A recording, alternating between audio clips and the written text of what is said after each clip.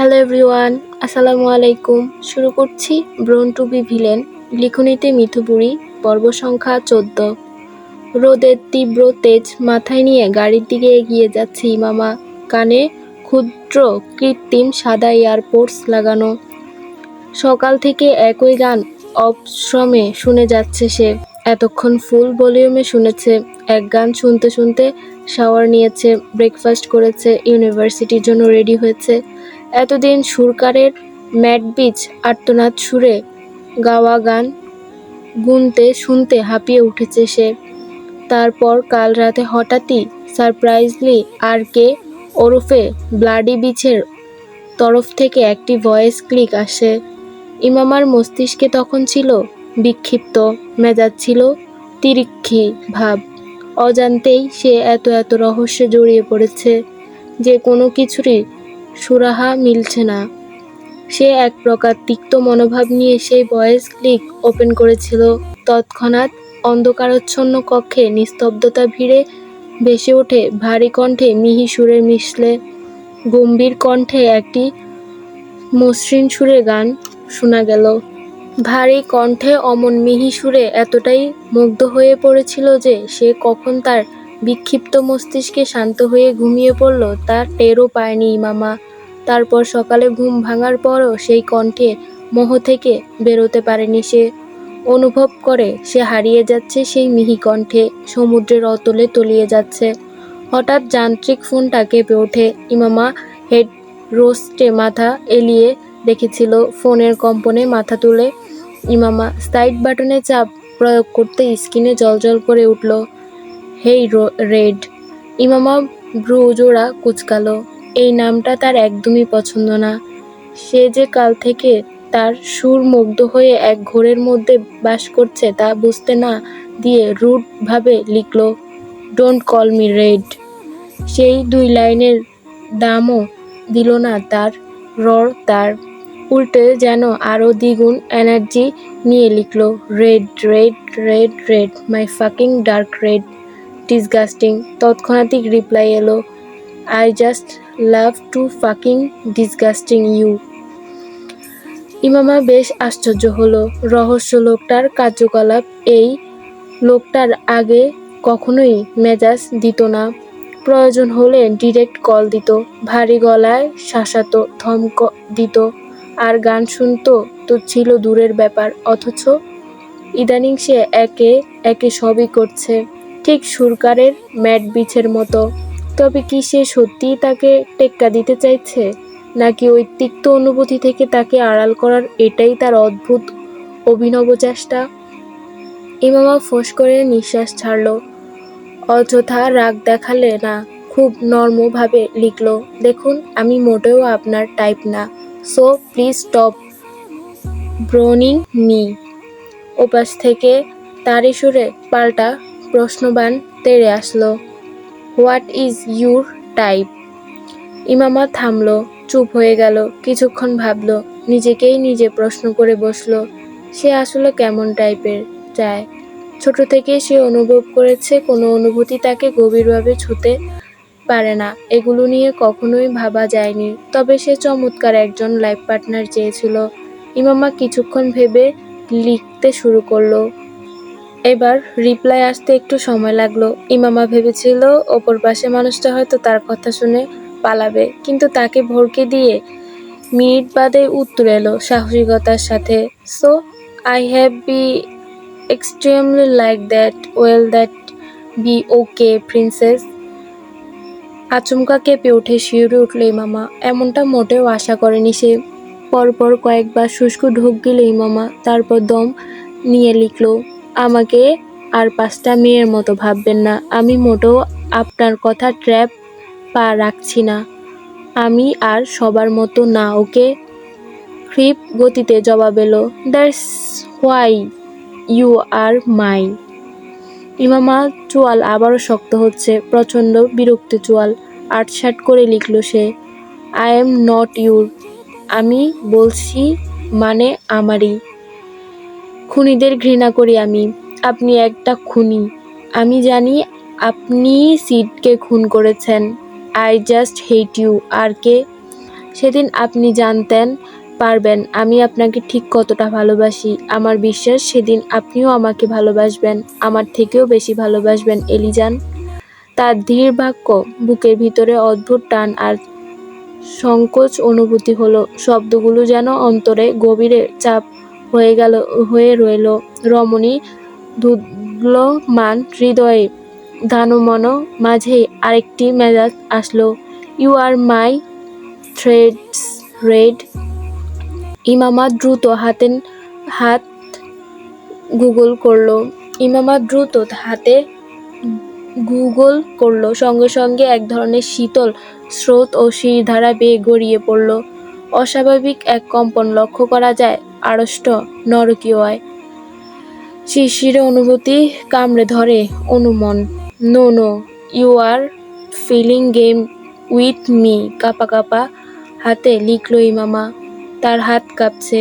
গাড়ি ফ্রন্ট মিররের উপর সেট করা হিডেন ক্যামেরা দিয়ে ইমামার ঘাম সম্পূর্ণ মুখের দিকে তাকিয়ে তুষ্ট হাসল রিচার্ড। ধারালো দাঁত দিয়ে নিম্ন অধর কামড়ে ধরে সে শক্তকায় আঙুল লিখল, ইটস টু মাই লাভ। তার অধর কোণে তখনও চাপা হাসির ছায়ালাভ। ইমামা এবার সরাসরি জানতে চাইল, আপনি সিটকে খুন করেছেন, রাইট? তার অকটম স্বীকারোক্তি, ইয়েস। ইমামা উত্তেজিত হয়ে পড়ল, ঘন নিঃশ্বাস ফেলতে লাগলো, তড়িঘড়ি করে লিখল, কেন? You cried for me. Imama চোখ ফেটে পড়ে বিস্ময়ে। হতবাগীর ঢেউ তৎক্ষণাৎ ছড়িয়ে পড়ল চোখে। মানে এজন্যই আপনি তাকে মেরে ফেললেন? আই নিরেট সত্য আর চেপে রাখল না রিচার্ড। গ্লানি চাপিয়ে হুং দিয়ে মুখ খুলল, yes, this is villainous love baby. I never promised to be your hero. I am the villain and I you'd burn the world for you. একটু থেমে তার রহস্য ঘেরা বাক্যে ব্যাখ্যা সে নিজেই দিল। While the hero was busy wiping her tears, the villain was busy wiping away the reason behind her tears. সে রাতে ঠিক এমনটাই ঘটেছিল। আমি আপনার কাছে পৌঁছানোর আগে এই জানোয়ারটাকে পৃথিবীতে সরিয়েছি। একটু বিরতি নিয়ে আবারও, let me make one thing clear to my fucking full. A hero will sacrifice you for the greater good, but a villain will burn the world for his girl, and I will burn this world for you, my princess. ভয় আর বিস্ময়ে ভরে দুধ সাদা কুয়াশার মতো নিঃশব্দে ওকে ঘিরে ফেলে। শুকনো চচিরে কণ্ঠনালী ফাঁকা, ঢোক গিলে চিবিয়ে নড়বড়ে হাতে লিখল ইমামা, আমার কাছে পৌঁছানোর আগে মানে? শেষ রাতে আপনাকে দেখার পরই ফ্ল্যাটে উঠেছিলাম। ডোন্ট ওয়ারি, গোসল করে তারপরই গিয়েছিলাম। You closed damn pretty when you were asleep. এবার ভয় দোয়ার মতো চারপাশে পাক থেকে থাকে। এতদিন সে ভেবে এসেছিল শুধু একজন তাকে ফলো করছে, কিন্তু না, এখন তার চিন্তাভাবনা সম্পূর্ণ ভুল প্রমাণিত হয়। শুরু থেকেই একজন, দুজন তাকে নজরে নজরে রাখছে। ইমামার হাতের কাপা আঙুল কিছু লিখতে যাচ্ছিল, কিন্তু তার আগে বিপরীত পৃষ্ঠা থেকে গা শিউরে ওঠা আরেকটি মেসেজ তেড়ে আসলো, আমি আপনাকে এখনো দেখছি। আপনার ওই কাপা চোখের ভয়ার্ত চাহনি আমার মরণ হোক এলিজান। ভুতুরে এই কম্পন গেল ইমামার শরীরে। ও শিউরে উঠল। সামনে থেকে ড্রাইভার কপাল কুঁচকে পিছনে ফিরে তাকায়। বড় বেগম, কিছু হয়েছে? না, কিছু হয়নি। জোরে জোরে নিঃশ্বাস ফেলছে ইমামা। সে ধীরে ঘাড় ফিরিয়ে জানলার বাহিরে তাকালো। না, সবকিছুই প্রথম স্বাভাবিক মনে হলো, কিন্তু রিয়ার মিররের চোখ পড়তেই দেখল তাদের গাড়ির পিছনে এক সারি কালো গাড়ি ভেসে উঠছে। এই গাড়িগুলো সে খুব ভালো করেই চেনে। কালো রং দেখলেই তার মাথায় এখন একটাই নাম ভেসে ওঠে, আর কে? তবে দূরত্ব অনেক, এত দূর থেকে তার ভয় চোখে পড়ার কথা নয়। তবে কি ঘরের মতো গাড়িও অবাক হয়ে না সে? তেমনটাই হতে পারে। সেই মানুষটির ক্ষেত্রে অসম্ভব বলে কিছু নেই। চিন্তাটা মাথায় আসতে ইমামা দ্রুত নিজেকে সামলে নিল। গাড়ির ভিতরে যতটা সম্ভব স্থির থাকার চেষ্টা করল। সে চায় না ইমান ইমান ওয়াসিমের কানে নতুন কোনো শঙ্কা পৌঁছে যাক। এখনো বিশ্বাস হচ্ছে না আমাকে? ওকে বেবি গার্ল, এটা মানো তো তোমার জন্য আমি মরতে পারি। তবে এটাও মানো, এই অলসো ডাই ফর ইউ। সে অস্ত্র দিয়ে আপনার জন্য অন্যকে মারি, সেই অস্ত্রই আমি আপনার হাতে তুলে দেব। তাহলে খুব সহজেই আপনি আমাকে মারতে পারবেন। এটাই হবে আমার প্রমাণ। Yes baby girl, I can die for you because my love is true for you. ভাবনার মধ্যেই আরেকটি মেসেজ আসলো।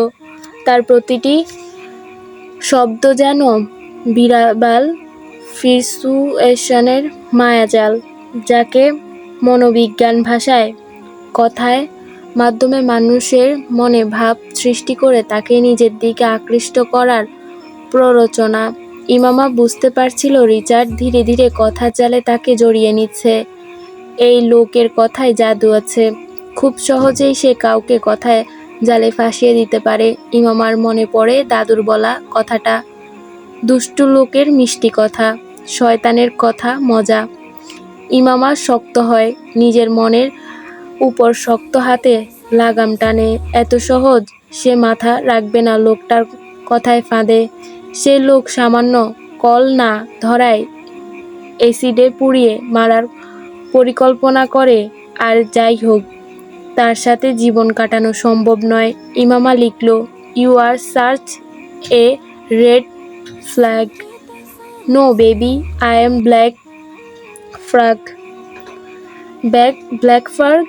ইমামা আটকে উঠে শুকনো ঢোক গিলে ভীতির ঢেউ আবারও চোখে চেপে বসল। No no no no, sorry, I am card. You way more dangerous than I thought. I can't handle you. Why, baby? Now I am yours. Take care of me.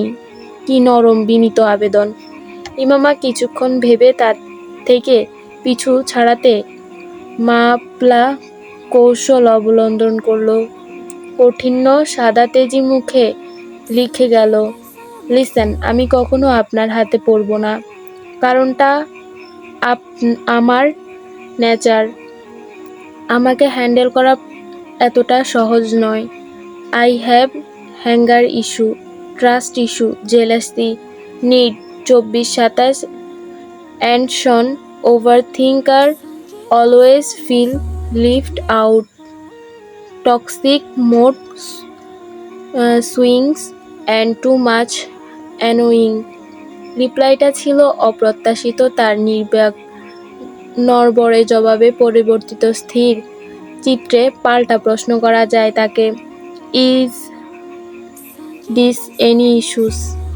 ইমামা দ্রুত ফোন ব্যাগ রেখে দিল। আর কিছুক্ষণ সাংঘাতিক লোকটার সাথে কথা বললে for issue ও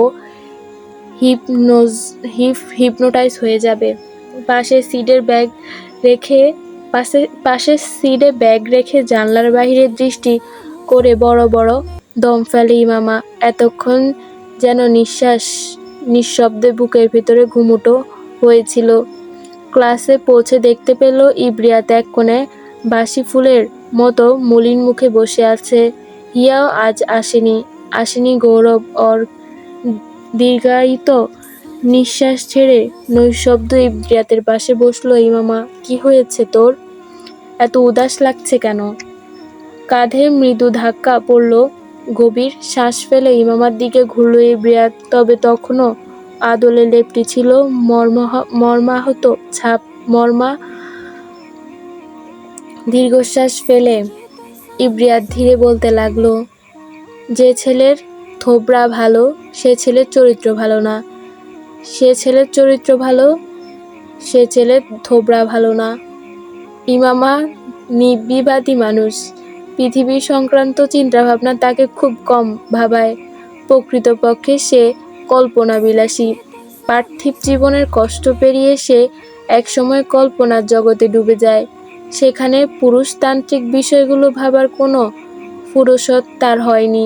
এই ইমামা সহজ গলায় জিজ্ঞেস করল, তো তোর কি হয়েছে? ইব্রিয়াত উত্তর দেয় না। অনুভূতি শূন্য মানুষের কাছে অনুভূতি প্রকাশ করে সে তার অনুভূতিতে অসম্মান করতে চায় না, তাই সে চুপ থাকলো।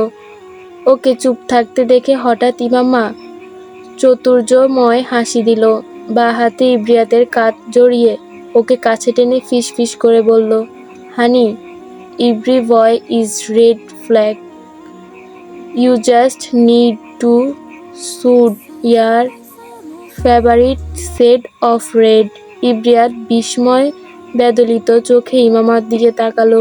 বিস্ময়ে তার চোয়াল ফাঁক হয়ে গেল। তার মানে তুই আমাকে প্রেম করার জন্য ইনফোর্স করছিস? ইব্রিয়াত হড়কিয়ে গিয়ে ইমামার মাথা নাড়ায়। হঠাৎই ইব্রিয়াত চিবুকে পেশি শক্ত হয়। এই ঝাড়া দিয়ে ইমামার হাত সরিয়ে দিয়ে খেকিয়ে উঠল, ননসেন্স মার্কা কথাবার্তা আমার একদম পছন্দ না। যার পর নাই অবাক হলো ইমামা। অদ্ভুত তো, ইব্রিয়াত এবার ঝাঁঝিয়ে উঠল। এসব ফালতু থার্ড ক্লাস প্রেম টেম আমি নাই।